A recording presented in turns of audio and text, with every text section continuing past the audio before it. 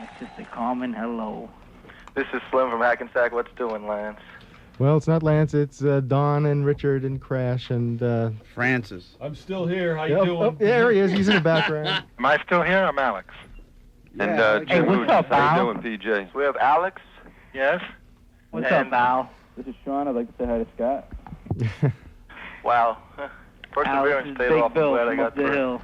Got all four of us on the line at once? How you doing, Al? Lord even knows do a how, but these four-part things harmonizing happen. barbershop quartet. Yeah, let's see if we can so all sing desire. Stella Blue or Let's something. band together. So, what have you folks got to say this morning? Can I say something? Yes, please do. My name's Alex. Hi. I've been going to Grateful Dead concerts for almost 30 years. And it's been a wonderful part of my life. And every year, a couple of times a year when they come to town, it's part of the rhythm of my life, too. And let's tell a story. Hello? Hello? That's all right. They're just tapping the lines. Okay. Oh, no, they're after us again. Well, they can hear this. Alex, continue, please. Good for them. One time in the late summer of 1969, the Grateful Dead played a concert out at Flushing Meadow Park Yes. at the New York State Pavilion. Very famous concert. Oh, yes. And the pavilion's a beautiful place. It's a circular building, but it's an open-air building with these colored pillars around the circumference that used to hold up a beautiful multicolored canopy. And that was the roof. And it was all open air between the columns. And there was a map of the state of New York on That's the floor. right. In tile. In tile, that's right, inlaid in tile. Yep. And they set up a stage in this one side of the circle, and the rest of the room the floor was open for moving around and dancing. So, It was a beautiful place and a beautiful summer evening. And I was standing beside the stage before the show, just looking at all the equipment and everything, and looking at the place and marveling at it in the unique way that you do at Grateful Dead concerts. And Jerry comes out, and he's standing next to me. And I turned to Jerry, and I said, Jerry, isn't this the most beautiful place to play music? And he turned to me, and he said, the whole world is a beautiful place to play music. And I said, yes, but isn't this place something special? And he said, no, the whole world is a beautiful place to play music. And he insisted. He had to get my agreement. And eventually, of course, I had to agree, because the world is a beautiful place to play music. And no matter where you are, when you play music, you make the place that you are a beautiful place. And that's what Jerry Garcia and the Grateful Dead did for me. Every time they came to town or I went to see them, they made the world a beautiful place through their music. They brought joy and love and harmony and brotherhood and sisterhood to all of us. They carried a spirit that had started, I guess, in the summer of '67 or even earlier, a spark, a spirit of joy and togetherness, and they carried it with them, and they brought it to everybody, all through the 30 years that they played together, and that they played for us. Right on. Amen. Jerry Garcia is not dead. He lives on in his music. He lives on in our heads and in our hearts. We'll always carry his words and his melodies and the spirit, that spark that he ignited in all of us, he and the band, because it was a collaborative effort. It wasn't just him. It was the whole band and the whole experience that brought that to us. Well, I think if he was here today, he'd say the world is still a beautiful place. Absolutely. Amen. I think that he and his band and the music they made have made the world a more beautiful place. Well, I'll tell you, I came in here this evening, and I figured this was going to be one of the toughest nights that I've ever had to get through. Yeah. And basically being here with these folks and with everybody out there on the air and calling in and listening makes it a lot easier. Yes. It's that feeling of community, that spirit of love among all of us who shared this experience over the last 30 years that keeps us going and keeps us together.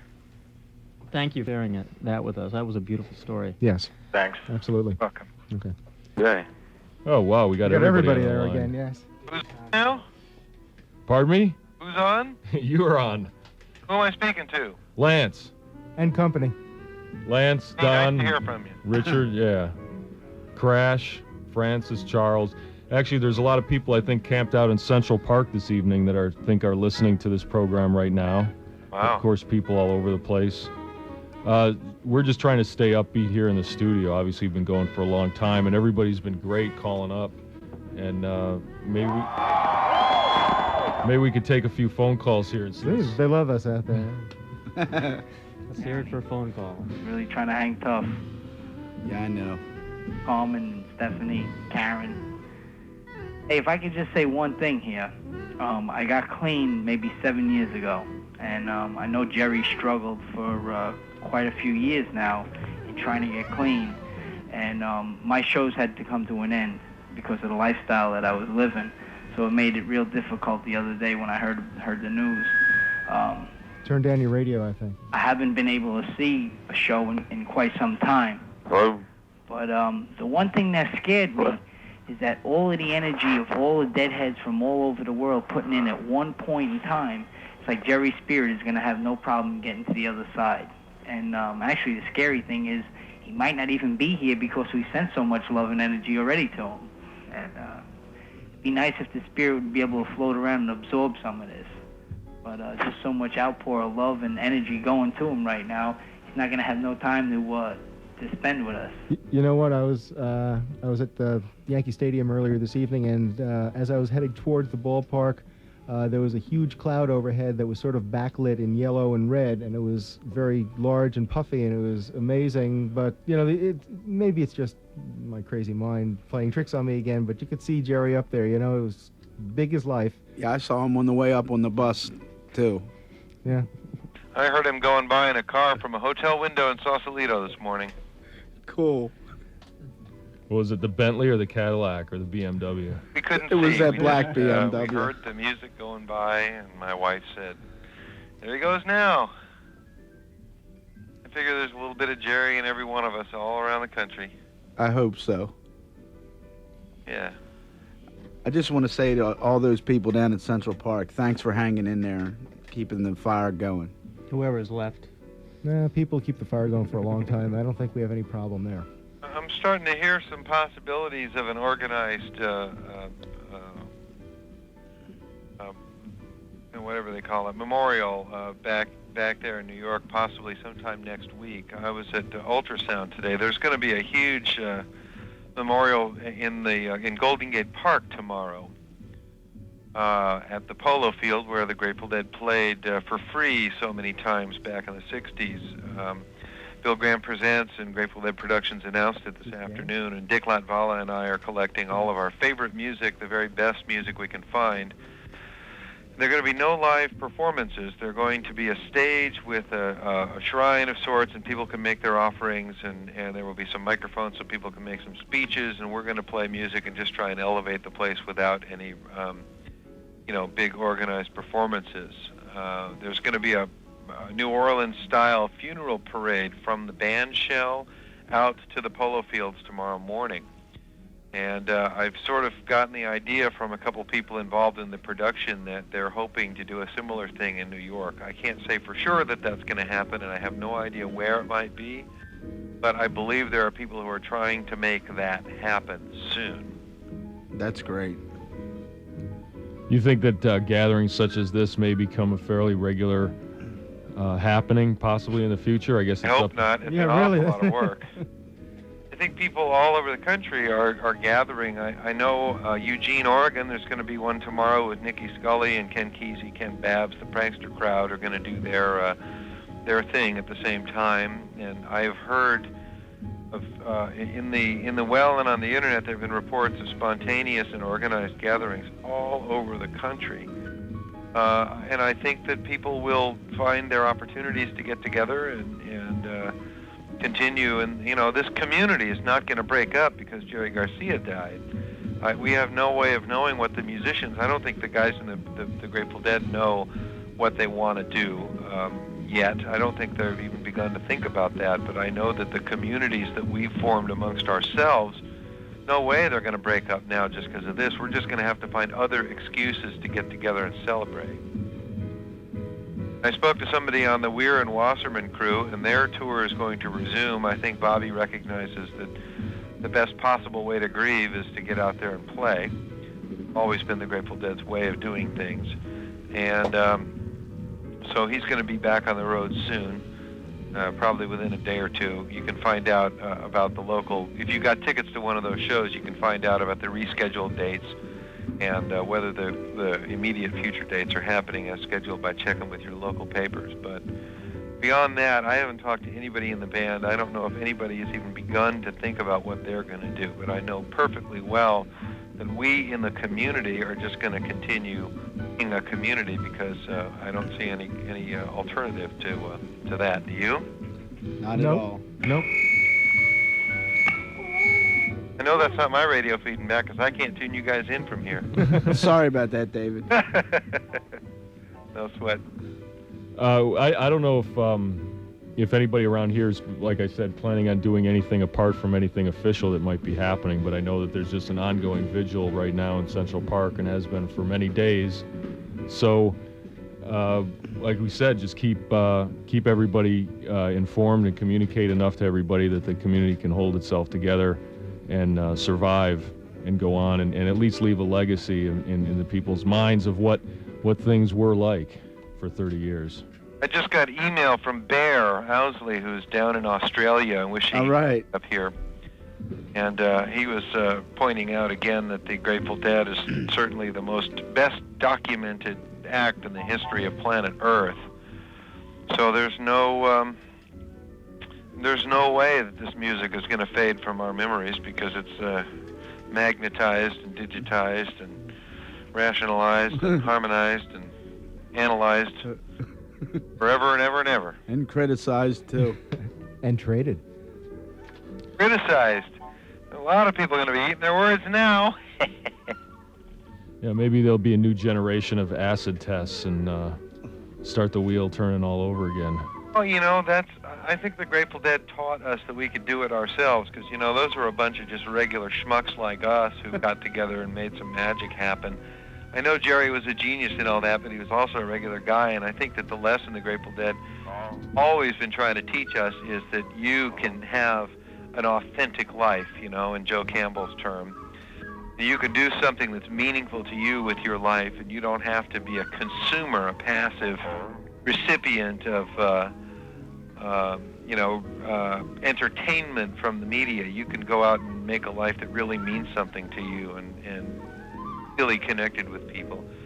It's just up to us to do that. I play in a band out here, and I'm telling you right now that I'm going to get my best grieving done next Friday night at the Boathouse. And I think every musician who ever loved Jerry Garcia's licks is going to carry on, Yep. Santana did last night, certainly. Carlos played a show and was marvelous in the way he dealt with the crowd and the people there and his own feelings.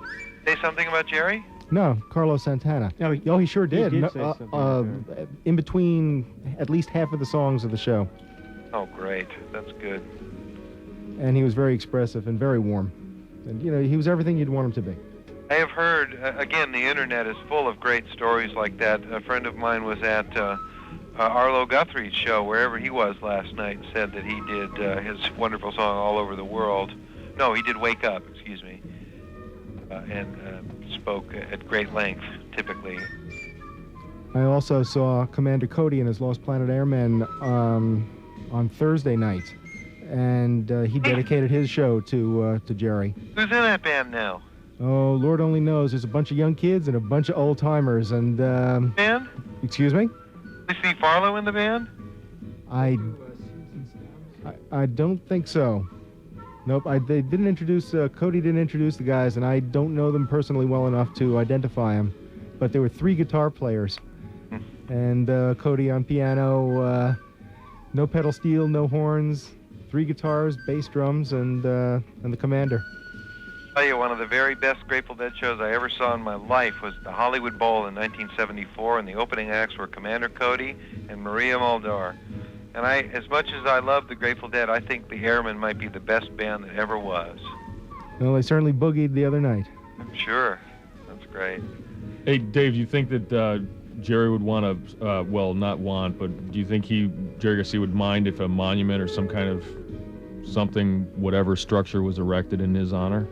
Oh, come on, we knew that guy. He didn't like that sort of thing, He always wanted to be remembered as a musician. The idea that I had the last couple of days was that I think we ought to get together all of our resources and get some kind of scholarship fund together for some promising young musicians. All right. That's a good idea. And also an endless loop tape played somewhere in a location where we could all get to it, perhaps eternally, like an eternal flame. It would be eternal music. I heard in the papers this morning and from some people that were at the funeral, I think they're planning to cremate Jerry and scatter his ashes and not put him in a grave where people can come and do what they did to Jim Morrison's grave, you know? Amen. I think it would be a really an unfortunate thing to have a grave that is a constant source of or scene of people traipsing in and out and disturbing the graves of the neighboring dead people and stuff, you know. So I'd kind of like to think that we can all just keep a piece of Jerry inside of ourselves and carry on that way. Not have a physical location, you know. If you're nowhere, then you can be everywhere. Absolutely. That sounds more like his style. And it's always now. Yeah, and the notes. We'll play the music, and that'll be our way of remembering Jerry. You pass this music on to your kids, and we'll play it on the radio, and we'll listen to it, and we'll make tapes for our friends, and we'll make sure that everybody in the world gets a chance to hear the Grateful Dead on tape if they never got a chance to hear them in person. Is there any further report on the new album material that they were working on with regard to keeping it alive and keeping it fresh? Well, from what I can gather, Jerry didn't finish his stuff. I think that what I was able to pick up from various band members along the way, he wasn't committed. How he wasn't really playing that much in the band on tour the last couple of tours. I think he was kind of not showing up that much for his sessions in the studio either. So I think what's the unfortunate fact is that he never laid down his parts and did his vocals on those songs. So. Well, we have them live. Right. I'm one of the things that I was digging up today to play at the service tomorrow is "Believe It or Not," which was recorded or written during the time of the. I saw the first one at Alpine. Right on. At the it was from the Built to Last time period, but they never recorded it. So we've got our Days Between, we've got our Lazy River Road. We're just going to have to go with some live versions of those, and maybe we'll have to learn those in our own bands and keep playing them. Let's keep that music alive ourselves. There's a good Believe It or Not from the Canada tour in '90 also. Yeah. Coliseum, right? Coliseum? Cops Coliseum. Mm-hmm. That's interesting. Is there been any feedback from the rest of the world? Like, is there anything weird going on in other countries or official statements by heads of state? Not that I've seen. But I must say that my first real contact with the print media was today. I've been so goddamn busy talking to the press and stuff like that in the last few days that I haven't really had a chance to even watch the TV stuff that I've taped. So I don't know what's going on out in the world. Well, I'll let you know. I'm going to Europe Monday, and I'll call Lance up. What do you plan on doing as far as radio programs, Dave? Are you going to change the name of your program? I don't know. I honestly don't know. I haven't heard from anybody in the band. I don't know what the organization is planning to do. I'm going to produce a series of tribute programs. I went on the air on KPFA Wednesday night and did what you guys are doing. I opened up the phones and let people call in and tell their stories and stuff. So I'm going to put some of that stuff on the air. There was a wake at the Fillmore Auditorium last night for all of the employees of Grateful Dead and Bill Graham Presents and people like me who did not go to Jerry's funeral. We had a wake of our own, which was very much like the backstage at a Dead show, Cool. Meal tickets? My microphone over there, and I walked up to people that I knew and people that I didn't know, and I said, "Tell me a story." And I collected the most amazing hours worth of wonderful, warm stories from people. So I figure it's going to take a few months to pay proper tribute to Jerry, and I'm just going to... Years. Makes sense to me. I figure I'll collect Jerry sitting in with other people, maybe do a whole album of pedal steel Jerry, you know. I mean, everything we do from here on out is kind of a tribute to Gar, you know. So I'm going to keep doing my radio show until somebody at GDP tells me I can't. That's the spirit. Well, and who knows whether that's going to happen, you know. They're either, it could go any of a number of ways. We've always thought that they would make tapes from the archive available, and they've been very, very slowly doing that. At this point, they could either decide, no, let's just leave it at this and let the legacy speak for itself, or they could say, all right, it's time to put that stuff out and make it available. And release it all. I go for option number 2. Well, I don't know, and I don't even think I'm going to be part of the conversation at which it's discussed. But I'm assuming that somewhere along the line, I will be informed what the surviving band members plan to do. I know that I've heard from an awful lot of people that say, man, you got to keep this going because it's the thing. Radio stations have asked me. In fact, I've gotten calls from more radio stations this week asking to pick up the show. So, I think there's going to be more interest in the Grateful Dead now than there was a couple months ago when it seemed like they were going to be around forever. Do you think that the true genius of Jerry Garcia and his music will be understood by the mainstream or by popular culture in perpetuity, for eternity? I mean, do you think that, I know that when somebody like Zappa died, his influences were so wide-ranging and deep and obscure that maybe some of that isn't just necessarily going to become apparent, even though he was a rich source of musical inspiration. Well, I think that the main thing about the situation now, Lance, is that with the passing of Jerry Garcia and the probable end of Grateful Dead as we know it, well, definitely the end of the Grateful Dead as we know it, all of the cultural baggage, you know, the stuff that's really dogged the Dead, especially in the last few years, this BS that's gone on tour, you know, all that stuff that's been taking attention away from the music is stopping. There will be no more riots in the parking lot of a Grateful Dead show. And that means, I think, that at long last, the music will get to speak. My dear friend Henry Kaiser was quoted in the newspaper the other day saying something along those lines that, you know, finally the music is going to be the thing that people reckon with regard to the Dead, and they can stop making their smart-ass remarks about tie-dyes, and hippies and 60s, and bring back the, you know, all that nonsense. All that remains is the song, kids, and I think that it will indeed speak for itself because it's great music. We've known it all along. Yeah, I know the important thing, I guess, is for further generations just to at least be able to hear it and make the choice for themselves. Right. Are you, you must be, I guess, not having any time to rest and are going to, I guess, get back on the horse and charge into next week and produce some more radio. I have no choice. Well, sometimes keeping busy is the best thing. And not only is it my job, it's definitely beats the heck out of sitting around feeling bad. But you love your work. Well, hell yes. All right, Dave, is there anybody you'd like to say hello to in New York that might be listening to this broadcast, or any last... Uncle Lon back in town? Joe, yeah, he may be. I haven't spoken with him. He was here, you know. There was going to be this Paradise Waits. There was tomorrow's the 20th anniversary of the Blues for Allah party at the Great American Music Hall. Gary Lambert had this inspired idea to put together a big band and celebrate that material by playing it again. And Joe had written some amazing charts, and we had one rehearsal earlier in the week, and everybody was really jazzed about doing this concert, and then Jerry died, and everybody decided it was wise to postpone it for a while.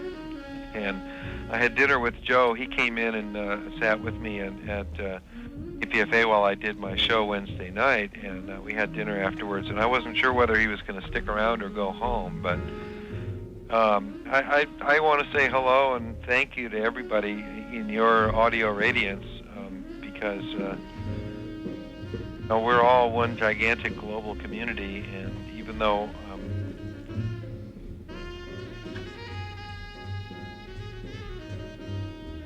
everybody, you know, in this family lives everywhere, I guess I should say hello to Richard Gere and Dan Levy and Eric Pooley and my against intellectual Deadhead friends, you know, that may or may not be tuned in at the moment, but and you guys too. Hey, now that we got those ISDN lines, Dave, maybe we could do some live hookups between the two various studios on both coasts and get something more interactive going. That would be fun. Yeah, do you want to set that up? Well, we probably will need to either give folding money or serious prayers to our respective operations managers and see about scheduling things so we can be on at the same time on both coasts, and then figure out if there's anything creative that can actually be done just by being on the air at the same time. What would we do? Take turns playing songs or something? Sometime early in September, I think we're doing a fund drive, and we'll be doing another 12-hour slot. So once that's finalized, perhaps I could forward those times to you, and if something overlaps or coincides, then it could be live musicians in both studios or some kind of interview situation. Who knows? Well, heck yeah. Let's talk about it when we don't have 750,000 people listening in. See what we can come up with. I think we're going to get back to some newer Jerry Garcia music on that note. Thanks a lot for calling, and God bless us all. God bless you, too. Thanks for calling. It's just one of those songs, a lot of people sit down, and it's just really relaxing and beautiful song. I was actually at the Allman Brothers concert Wednesday night and got to see them, and they put a dedication in for Jerry also. You were talking about Santana and some other people. Yes, that was the Days Between from the Garden last year, Madison Square. 10/18. Great, now I have it on tape. But anyway, it was a little hard for me because Wednesday, about 2 hours after I found out, I actually got my ticket for second series Boston Garden in the mail. And now today. Yeah, a lot of people got their gardens today. Yeah, and then today I got my first series Madison Square Garden. And it's just like, I don't know if I'm going to trade them back in, or I think I might just want to keep them for, the sake of having them. Well, tell the Grateful Dead that and tell them to give you your money anyway, and because they already paid for the tickets. Yeah, I think that would be a nice gesture, because certainly no one's going to sneak into the shows. Actually, I was thinking of, before I got the garden tickets today, I was talking to a friend, and I was saying I was going to actually write a letter to GDTS and ask them to make the rest of the money a donation to the Rex Foundation and send me the tickets.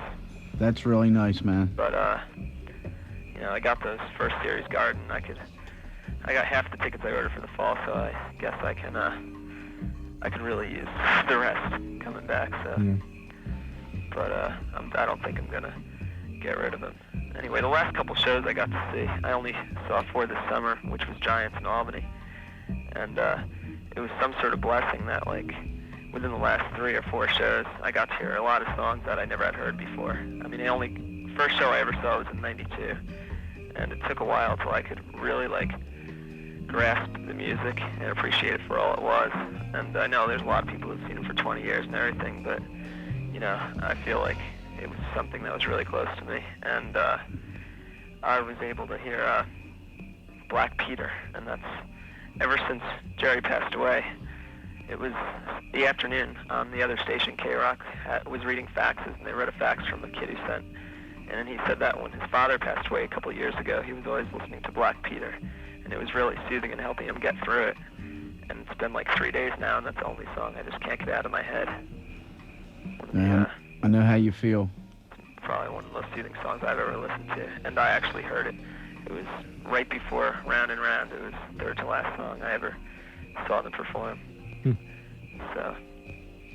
Yeah, my last one was Gloria. Where was that? Pittsburgh. Pittsburgh, wow. Well, actually, I was thinking of heading down to that show.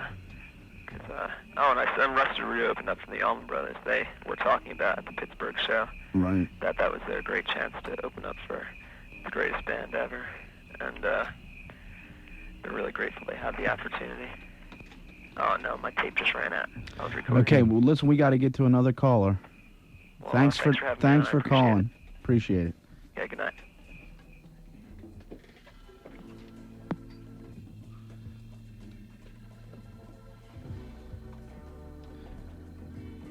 Let's see if we're on the air with somebody else right now. Hello. Hello? Yes, hi. It's Karen calling in from Darien. Hi, Karen. How are you? All right. Listen, I just wanted to send all my condolences out to the whole community and kind of tell you a little story. I saw my last Dead show out in New Jersey on the 18th of July. I was supposed to take my niece to see her first Dead show, which was Jerry's last, out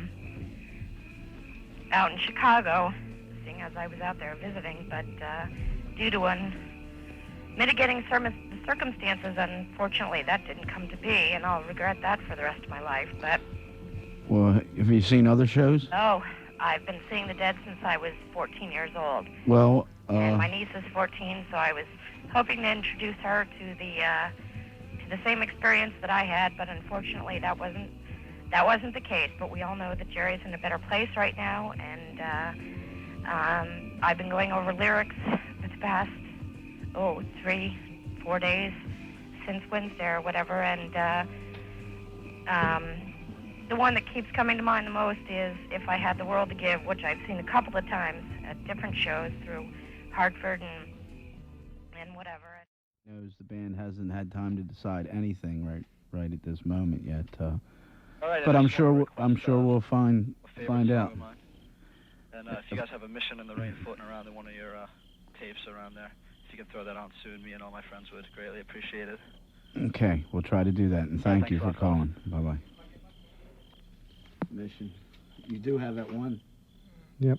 Yeah, we do have one available, I think, in this pile of tapes, for sure. Yeah. Try to find a little of everything for everybody. Good morning, BAI. You're on the air.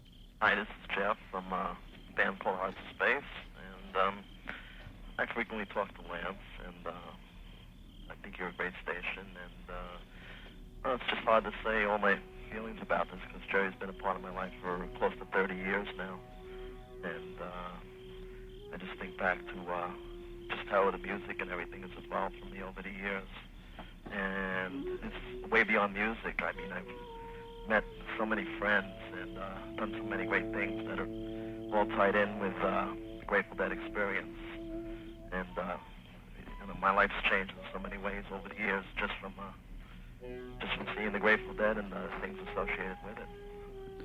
Yeah, we all feel the same way. I guess not one of us that are sitting in this room would be here if it wasn't for the Grateful Dead, not in any way, shape, or form. We probably wouldn't know each other. I think a lot of people are starting to realize that how true that really is this week, starting maybe to appreciate their friendships and relationships in a slightly different light because it's become more obvious than ever what really brought us together.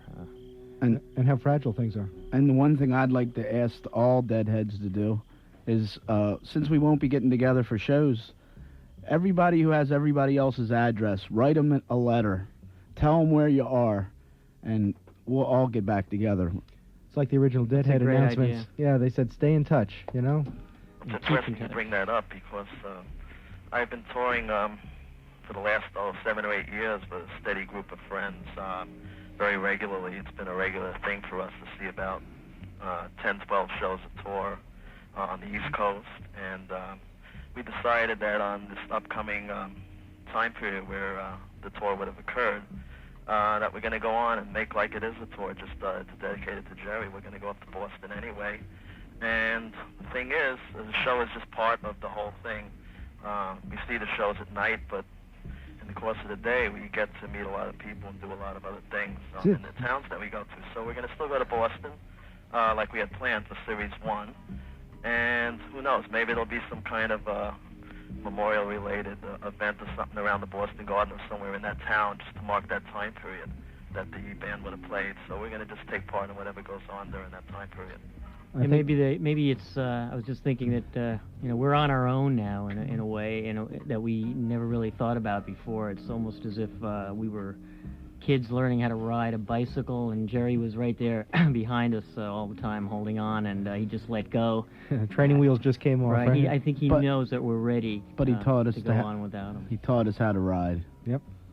Yeah, for sure. And being a musician, playing a lot of their tunes over the years with a group of players, we just feel that like hundreds of other people out there who do a similar thing, that it's kind of almost like a responsibility that we'll just keep the torch going on in our own way. Obviously, nothing like the real experience, but at least if it keeps some people happy and fills a void in their life, it's kind of like an extra little thing there for the people who can carry on that way and just to get people together that way from time to time and just let them enjoy themselves and release themselves away from the day-to-day living.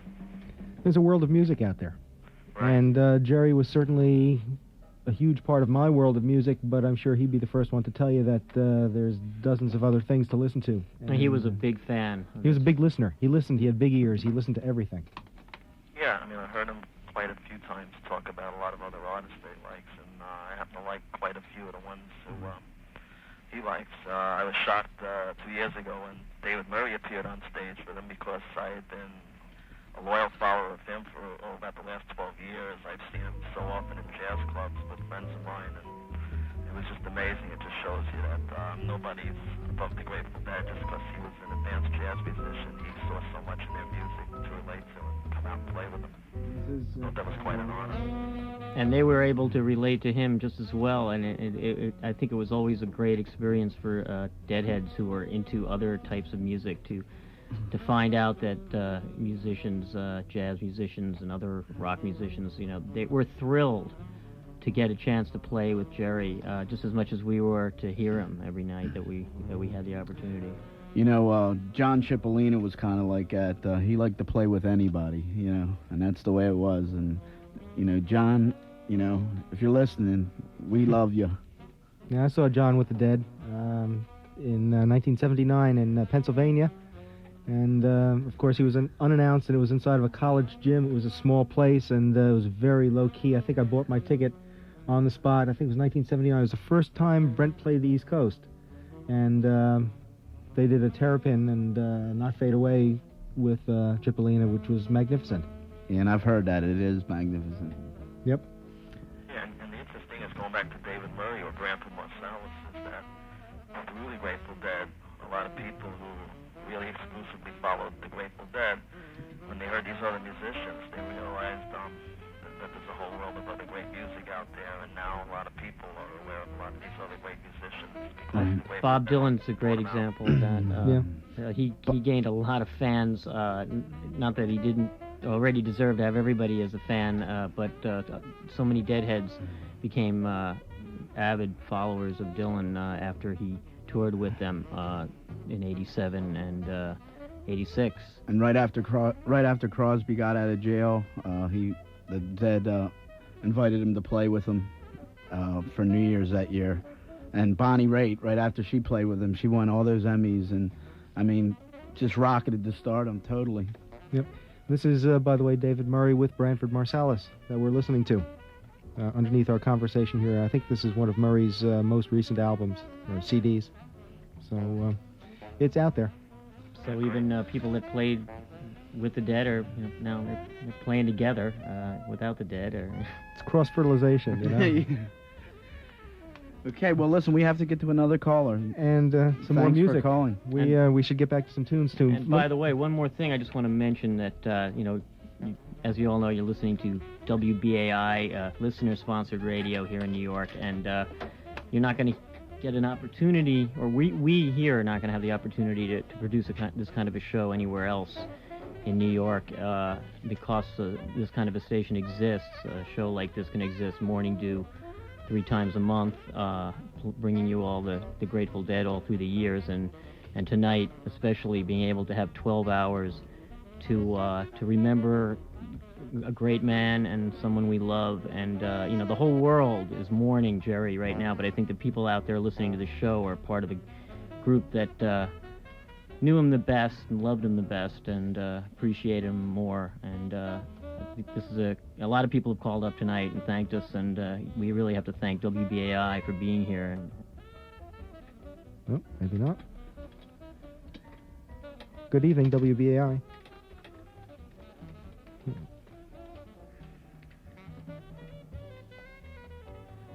BAI, you're on the air. Hello, can you hear me? You bet. I didn't go to that many Dead concerts. I was more following the band around. you know, Bob Dylan, the band. Uh-huh. But I did see them at Tompkins Square, and I did see them at Vermont a few months ago. You saw the Grateful Dead at Tompkins Square Park in the '67 show? Yeah. Could you tell us about it? And in 1995. I love the band shell. I saw Jefferson Airplane there, too. Yeah, I've seen some good jazz shows down there. Oh, recent. Well, before they tore it down, yeah. Yeah. What was the Dead like in 1967? They look so young. They were. Yeah. You're a bunch of kids. We're all a bunch of kids. You know, some of us might not even have been here yet at that point. Yeah, I mean, I'm 50, right? Mhm. So I was living for $47 on East 13th Street between A and B in 1964. Did you know the Dead? Were you expecting? Oh, no. I know Roy Blumenfeld, who used to play with John Cipollina. Aha. He also was, wasn't he in the Blues Project? Roy Blumenfeld is a phenomenal drummer. He Uh-huh. could be a jazz drummer. He's that good technique. Yep. And John Cipollina was out of sight. I saw him in '87 out in San Francisco. Yeah, John was one of the best guitarists, rhythm guitarists ever. Yeah, and Roy complimented him beautifully. Were they in a band together at that point? Yeah, they played in some divey place in North Beach in San Francisco. It was almost nothing to see them. It's cheaper than going to Dan Lynch. Those are the days, huh? Oh, yeah. But I think this place is still around. I don't know what the name of it is, but my San Francisco memory has sort of gone some elsewhere. But, like a rank of courage, of passage or whatever. as, 8 years ago, and she kicked me out, so I remember nothing. What was I going to say? I think Jerry was an incredibly sweet man, and everybody said that about him. And that's what I wanted to say. Yeah. I guess we all share that sentiment. It certainly came across in his music. I love the concert in Vermont. Yeah. I got lost from my friends, and I had no way of getting back to the car. So I found this little 5-foot-tall friend of mine that amongst the crowd, and I figured it was really lucky. Well, I guess luck had some part in it, but kind of the spirit may have brought you together. Yeah, Dylan was great that night. Yep. He was tremendous. Well, we thank you very much for calling, and Big peace and BAI and good luck and all that. Peace, love, and understanding. BAI, you're on the air. As I guess all of followers who are bummed about happened, I was in California on Wednesday, and I was hiking up in the Sierra Nevadas. Wow. And I got news of it as I came down mountains, but I was just sitting there, kind of looking out.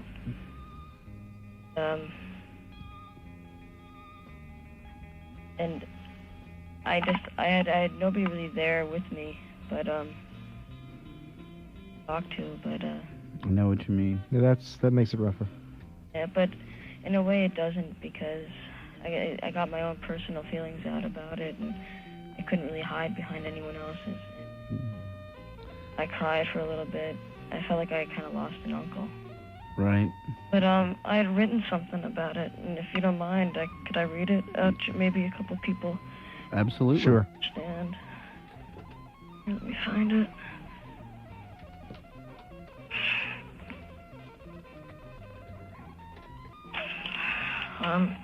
Okay. Of the earth and sky he was. On the earth, his voyeuristic journey led him through the unknown, the unexplained, the untraveled path. In the sky, he was a masterful aviator, a mystic pilot who led an uncommonly weary flock across the Great Divide. They migrated longer than they stayed at any one given place at any one given time. He led the flock like any other flock. He would lead, then go to the back of the V formation, and let them take him where they may. That's beautiful. Then, I'm almost done. Then he would take the incarnation of a land traveler yet again, traveling through dense forest, rocky mountains, and black muddy rivers, forever in search of his home. But it was never found, for it was not in one place, but it was in everywhere that he had traveled. I think that's pretty much my feelings on the passing of... That's fine. Thanks. Thanks a lot. Thanks for calling in. All right. I just wanted to mention that we did get Becky Byram's message and request for a particular tune for Miracle. We have so many requests, and the lines are all lit up, and we got to thank you for calling in. And Debbie, that Help Slip Franklin's from Madison Square Garden, that was just for you, sweetheart.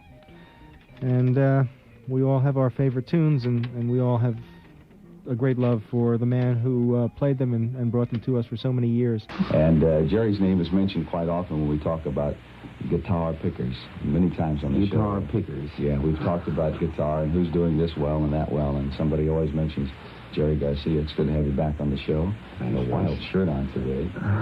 Bob, what's the real name? I didn't catch. Bill. First of all, Bill. Okay, it doesn't matter. Bill Kreutzmann's real name. Kreutzmann. And just too long to pronounce. Your instrument is? Drums. Okay. And Bob? I'm the rhythm guitarist. Are you the spokesman for the group? You threw something like an 18-syllable word out a while ago here. Knocked the whole thing dead. Is he the mouthpiece? No, that was a long mumble. Oh, that's not what it was. And there's one member, better give him credit. Phil Lesh, who's the bass player, who's off on an errand or something somewhere. And, well, off on an errand is kind, yeah. But the Grateful Dead, playing almost every weekend somewhere or other around San Francisco. Things have been going pretty good for you, right? Oh, yeah, I'd say so. Remarkably good. I've had a chance to catch you a couple, 3 times at the Fillmore. A lot of good blues. And one thing I know about the Dead, it seems like the instruments, everything is always right together. There's never any sloppiness, bing bang, you know. The guitars are always, everybody hits at the right time. Is that what it is? It's pure luck. Coincidence. Yeah, all of us have a sense of time that's funny at best.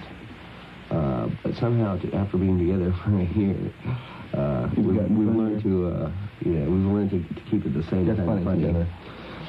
Okay, where did the name Grateful Dead come from, and how did the group get organized? Okay, we were trying to think of a name for the band. Our name was originally the Warlocks. Not originally the Warlocks, just the Warlocks. But first it was, anyway. The Warlocks was our name. We discovered that there was a band back east or something like that recording under that name. We decided, oh no, we can't have that. We can't be confused with somebody else. So we were trying to think up names, and for about 2 or 3 weeks we went on the usual thing of, like, coming up with thousands and thousands of very funny names, but none of which you could use, like Harmony and the Vivisectionist. Yeah, the reality sandwich. That's a wild thing, the names of groups. Somebody just came up with the Grateful Dead and it sounded right. Well, no, we didn't come up with it. Well, here's what happened. We were standing around in utter desperation at Phil's house in Palo Alto, and there was a huge Webster's New World Dictionary, I believe, big monolithic thing, and I just opened it up. And there in huge black letters was the Grateful Dead, and it was just so... Prophesied, just out of the book. Canceled my mind out, kind of, and I thought, well, so we decided to have it, but it was funny, because, like, we didn't really like it too much at first, and we thought it kind of made us shudder. And, we were worried that, nobody's going to go for it, it's too weird and whatever. But finally, enough people called us that, and we call ourselves that enough times that that's who we are by now. About a year you've been together then? A year and a half. It's about a year and a half. Bill, how'd the group get together? What were all of you doing? We were working separately, other jobs, musicians. Jeremy and Tig were in a jug band called Mother McCree's Uptown Jug Champions. We had a different bass player at one time who brought us all together, knew all of us. We didn't really know each other necessarily. Put us all together. And then he canceled the scene. Huh? Yeah, he couldn't play 6 nights a week at the clubs and things, so we found another bass player. How often do you have to rehearse? Or do you rehearse? We try to rehearse every day, and we put in about 6 hours a day. Really? Yeah. Well, that's because it's the only thing that we do, really. Yeah. We try and do it as good as we can, and put as much time as we can in on it. But because we're all human beings and we're all friends, we can't make it work. We can't we can't say, okay, this is punch in and let's play and then punch out. Mm-hmm. It's like we get together and sometimes we might not play at all night, just sit around talking for an hour or so and telling jokes or something, and then play a little and get some ideas, and it kind of works like that. Pigpen, you play sitting down all the time or many times? Not anymore. Not anymore. We buried his stool. I canceled out my question, didn't you? I was gonna... All right, why did you? It was easier to play that way. Is that right? Yeah. Just a straight guitar, though. I mean, just you like sitting down and doing it? Not anymore. I thought maybe you were an Arthur Lyman reject or something with the old Hawaiian guitar. Well, he plays the organ and harmonica. He's not one of the guitar players. Thanks for straightening it out. Okay, don't mention it anytime. And the thing about the organ is that you have a foot pedal, you know, and it's more comfortable for Pigpen to sit down and work the foot pedal. But after a few sessions of long sticks, we finally convinced him. And I threw my seat away. Yeah, I hear there's something called the Pigpen T-shirt. Yeah. Does that mean you've arrived? You're a star now? Well, it's their fault over there, sitting down. There is the fan club sitting down in the other part of the room. Yeah. I'll have to get a hold of one of them. Are they in production right now? The people... Oh, you did? They brought you one today. For you. Is that for me? That's for you. It's fluorescent, no less. Oh, is that lovely? Yes, it is you. I remember the picture now on one of the posters that I think Family Dog did. Didn't he use the same picture of somebody? Who knows? I don't know. There's so many posters. Lovely things, too. I'm doing a wall in them right now. Hey, thank you. I'll wear that to, well, I'll figure out somewhere to wear that. Wear it anyway. A eulogy for Jerry Garcia, poem by Cloudy, August 1995. I'm Cloudy. Jerry, oh Jerry, oh Jerry, I checked your pulse this morning. It don't change. Jerry, oh Jerry, oh Jerry, where is your stay of execution? Jerry, oh Jerry, oh Jerry, a friend of the devil is a friend of yours, so a friend of the devil is a friend of mine. Hey, I've got connections. The devil is the friend of a good friend. Jerry, oh Jerry, oh Jerry, the typical city isn't in its typical daydream. We're in withdrawal. Not that reds, vitamin C, and cocaine aren't being downed, but a more potent and addictive fare, hope, is so much harder to withdraw from. The Grateful Dead, so it is said, they're not the best at what they do. They're the only ones who do what they do. Jerry, oh Jerry, oh Jerry, I've been having some strange withdrawal symptoms lately. Driving over to the Food Emporium Thursday night, I felt cheery, singing U.S. blues to myself. Red and white, blue suede shoes. Swinging my shopping cart sharply as I turned corners in the nearly empty store, I merrily cracked out lines, celebration style, like at a traditional black funeral, regretting only whatever guilt I may have felt about being so festive. Jerry, oh Jerry, oh Jerry, what a long, strange trip it's been. You don't have to watch that speed anymore. Jerry Garcia done come and gone, my oh my. His music had everything delightful, everything we need more of, not gone. Like a gust of wind he went, no anxious anticipation, barely time to mourn. Jerry, oh Jerry, oh Jerry, electric firefly of the cold-brewed apocalypse, drug-drenched Dionysus of our centrifugal souls. You might know all the rules by now, the fire from the ice, but me, I'm like an abandoned kitten. Song's my catnip, locked away from my bowl of warm milk. You've been taken home, and I'm not coming with you, if I can avoid it, even if you might be better off. And hate's only fractured. Have I picked it up, my China doll? Jerry, oh Jerry, oh Jerry, how does the song go? Which song? You were quite a song. Jerry, oh Jerry, oh Jerry, don't ease me in? Well, I will ask, man. Why not let's do the impossible because forbidden?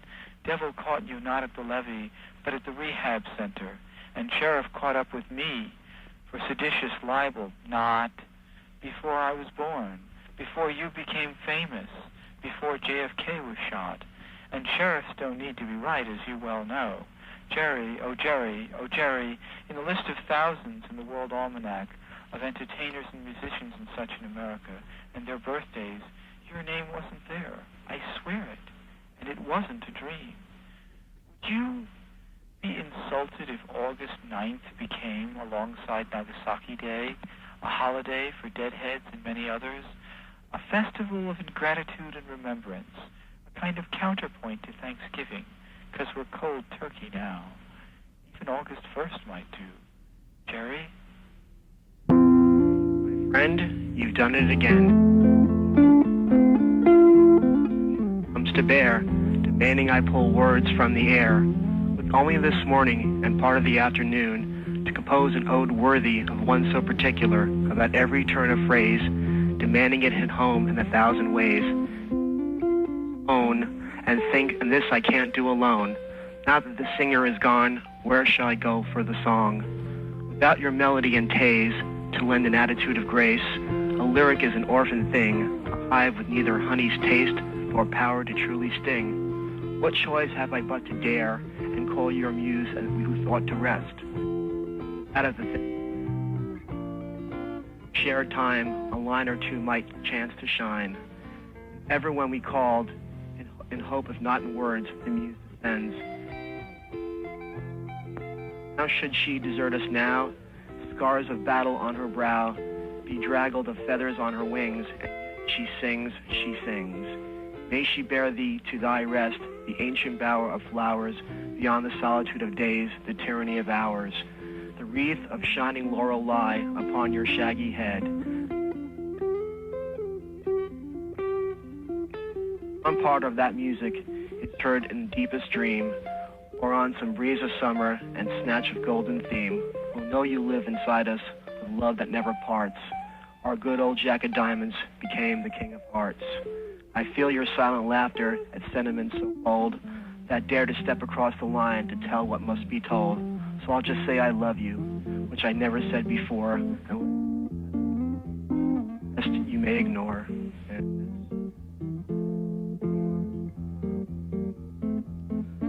Well, we got most of it. This is, of course, WBAI. Are you still there with us? Yeah, I didn't come through. Well, we missed about the last verse. Pretty powerful there. Yeah, leave it to Hunter. If some part of that music is heard in the deepest dream or on some breeze of a summer snatch of golden theme, we'll know you live inside us with love that never parts.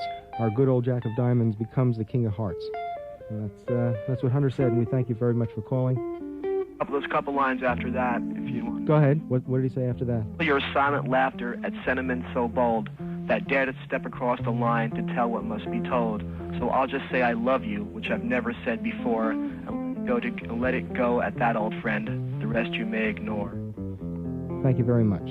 Well, I am providing insight for the 5-0. You are our covert operator there, even though they're probably going to rip you limb from it. Don't you feel right now like a guy with pork chop pants who's walked into a cage of hungry Doberman pinchers? Well, I'm a little bit out of place the way I'm dressed right now, but it seems pretty safe right now. You have any other deadheads around? No, not right now. All right, so they've dispersed. They've gone back into the woods. So I want you to schlep out there and go find us some deadheads. All right, Curtis. All right, Willie, we'll get back to you. Willie, who right now is broadcasting from the band shell, where I knew the Deadheads would be and congregate, and the police are listening to this broadcast. Because they know, if anybody knows where the Deadheads will be in Central Park, yours truly, Curtis SLIWA, will know. Let's go to Roger, who's calling. Good afternoon, Roger. Why don't you let them do their thing? They're not bothering anybody. They clean up. They're not having a riot. Let the cops rest under the shade of the trees and leave everyone alone. Wow, well, you know what's going to happen. Come on, Roger. They're going to pull out their drugs. They're going to be passing around the mushrooms. Are they going to be beating up anybody? Are they going to be snatching pocketbooks and change? No. Yeah, but they're going to be utilizing drugs as part of their ceremony to Jerry Garcia. And you don't want the mayor of the city of New York to be authorizing that, do you? Well, he's authorized it in other places. On the march, the faggots were smoking their stuff going up Fifth Avenue. What's the difference? Well, you understand. What's the difference? When he decided to not reroute them from Fifth Avenue, because there was 2 Stonewall marches. There was the quote, official Stonewall March that avoided Fifth Avenue so that they wouldn't pass by St. Patrick's Cathedral. And then Tom Duane led the Rebel March from Christopher Street. And there were just too many of them. And in both parades, they were smoking. So what are you talking about? I don't understand it. Roger, I'm sorry. I've got to stand with my boy, Rudy Giuliani, on this one. He's got to get rough and tough. He's got to crack down. He can't allow the Deadheads to get over on him, can he? Driving that train, high on cocaine. Casey Jones, you better watch your speed. Trouble ahead, trouble behind. And know that notion just